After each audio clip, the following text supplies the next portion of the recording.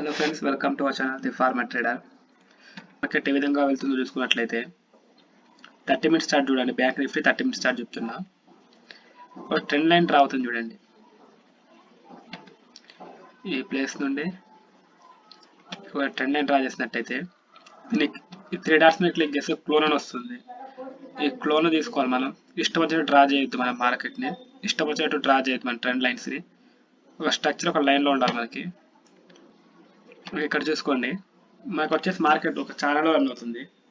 ఇక్కడ చూసుకున్నట్లయితే 1 ఇక్కడ ఇలా వచ్చింది, మళ్ళీ ఇలా ఫామ్ అయింది. ఇలా ఫామ్ అయ్యి ఇలా కిందకి వచ్చే మూమెంట్లో మనకి రష్యాకి యుక్రెయిన్కి వార్ చేయడం వల్ల ఏమైంది, మనకి గ్యాప్ డౌన్ ఫామ్ అయింది. ఈ ట్రెండ్ ఇలా అక్కడ బ్రేక్ చేసుకొని ఇలా కింద ఫామ్ అయింది. ఫామ్ అయ్యి మళ్ళీ మార్కెట్ మనకి గురువారం ఇది ఈ విధంగా ఫామ్ అయింది. గ్యాప్ హెవీ ప్యానిక్స్ వెళ్ళింది. ఫ్రైడే చూసుకున్నట్లయితే చూడండి, ఇక్కడ ఫ్రైడేస్ ఇక్కడ దాకా వచ్చింది. ఈ ట్రెండ్ని బ్రేక్ చేయలేకపోయి దీని మధ్య ఇలా సస్టైన్ అయింది. మార్కెట్ వచ్చేసి మనకి దీని మధ్యలో మార్కెట్ సస్టైన్ అయింది. దీన్ని బ్రేక్ చేసుకుని ఇప్పుడు మనకి దీన్ని బ్రేక్ చేసుకుంటే ఎల్ఐ చేసుకోవాలి. రిమూవ్ చేస్తున్నా. 5 మినిట్స్ చార్ట్ చూసుకున్నట్లయితే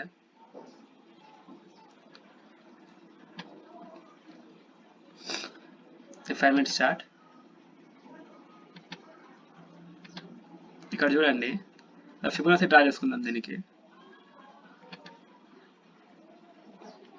ఫిబొనాక్సీ డ్రా చేసుకున్నట్లయితే మనకి ఇంపార్టెంట్ లెవెల్స్ ఏముంటాయి? 0.5, 0.6 మనకి ఎప్పుడు ఇంపార్టెంట్ లెవెల్స్. ఇది వచ్చేసి మనకి 0.5. ఫిబొనాక్సీ రిమూవ్ చేస్తున్నా. ఈ లెవెల్ కార్డ్ చూసుకున్నట్లయితే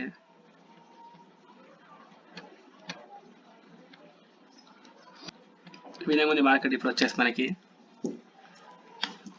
మార్కెట్ 3 కేసెస్ ఉంటాయి ఫామ్ అవడానికి: గ్యాప్ డౌన్, గ్యాప్ అప్, ఫ్లాట్గా.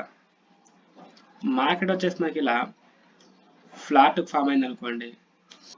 ఈ సైడ్ మన ఎంట్రీ పొజిషన్ తీసుకోవాలనుకున్నప్పుడు ఎప్పుడైతే ఈ 0.5 అనే హెవీ సపోర్ట్ని బ్రేక్ చేస్తుందో ఈ ప్లేస్లో మనం ఇలా బ్రేక్ చేసినప్పుడు ఈ ప్లేస్లో వచ్చేసి మనం పిఈ సైడ్ వెళ్ళిపోవచ్చు. అలా కాకుండా మనం సి బై చేయాలనుకున్నట్లయితే ఇక్కడ ఈ క్యాండిల్ ఒక టాప్ నిక్ని బ్రేక్ చేసినట్లయితే 36,582 దీన్ని బ్రేక్ చేసినట్లయితే మనం సి సైడ్ ఎంటర్ అవుతాం. ఆల్రెడీ మనకి దీనికి ట్రెండ్ లైన్ చూసుకున్నట్లయితే ఈ విధంగా చూపిస్తుంది చూడండి. ఇలా డ్రా అవుతుంది. మనకి ఈ ట్రెండ్ కూడా బ్రేక్ చేసుకున్నట్లు ఉంటుంది. మనకి అందులోనూ ఈ టాప్ని కూడా బ్రేక్ చేసినట్లయితే హెవీ కన్ఫర్మేషన్, అప్పుడు మనం సి సైడ్ వెళ్ళే ఛాన్సెస్ ఉంటుంది. బట్ మార్కెట్ వచ్చేసి మనకి గ్యాప్ అప్లో ఫామ్ అయింది అనుకోండి. మనకు లాస్ట్ క్యాండిల్ ఇక్కడ ఎండ్ అయింది. సో మనకి ఈ ప్లేస్ ఇలా గ్యాప్ ఆఫ్ ఫామ్ అయింది అనుకోండి. ఇలా గ్యాప్ ఆఫ్ ఫామ్ అయినప్పుడు మన ఎంట్రీ పొజిషన్ వచ్చేసి మనం ఏం చేసుకుంటామంటే టాప్ విక్ ఉంది కానీ ఇక్కడ ఏం చేసుకుంటాం 36,687 బ్రేక్ చేసినట్లయితే దీన్ని బ్రేక్ చేసినట్లయితే ఎంట్రీ పొజిషన్ తీసుకుంటాం సి సైడ్ వచ్చేసి ఇలా గ్యాప్ అప్లో పోయినప్పుడు మార్కెట్.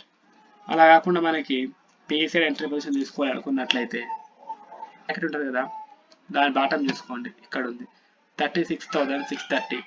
ఈ ప్లేస్లో మనం ఎంట్రీ పొజిషన్ తీసుకుంటాం. పి సైడ్ అయితే ఇక్కడ ఎంట్రీ పొజిషన్ తీసుకున్నట్లయితే ఈ 0.5 అనే సపోర్ట్ దాకా మనం టార్గెట్ పెట్టుకుంటాం. ఒకటే గ్యాప్ డౌన్లో ఫామ్ అయింది అనుకోండి, ఇక్కడ చూసుకుంటే ఇక్కడ విధంగా గ్యాప్ డౌన్లో ఫామ్ అయింది అనుకోండి, పి సైడ్ కాకుండా సేమ్ ఈ 0.5 బ్రేక్ చేసినట్లయితే పి సైడ్ ఎంట్రీ తీసుకుంటాం. అలా కాకుండా మనం ఇంకొద్ది కన్ఫర్మేషన్ కావాలంటే ఇక్కడ మనకి 0.6 లెవెల్ యాక్ట్ చేస్తుంది. ఈ ప్లేస్లో